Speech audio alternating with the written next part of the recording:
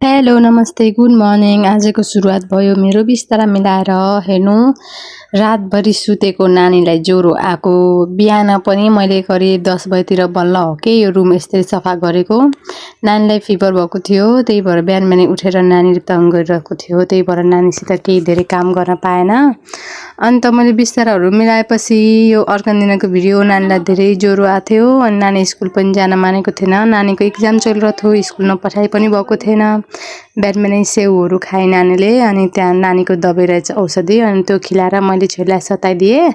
सताइ भएपछि पहिला त म जान्न भनिरहेको थिएँ नानीले, पछि त ल हुन्छ जान्छु भनेर अनि भर्खर नानीलाई सताइदिएर छिटो म फेरि पठाउन लाएँ स्कुल नि पठाउने हो। नानीलाई धेरै ज्वरो आएको छ, वहाँ गएर तङ गर्ने हो कि म पनि कहीँ जान थियो, त्यही भएर अन्त छोरी जसो तसो गर्दै मान्दै थिएँ, रोएर भए पनि। पछि त बसहरू आयो र अनि खुसी भएर त गई जान त।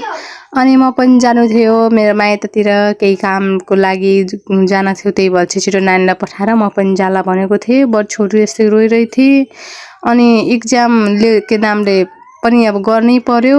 ल आजको लागि यति नै, मिलाउँदा नेक्स्ट भिडियो।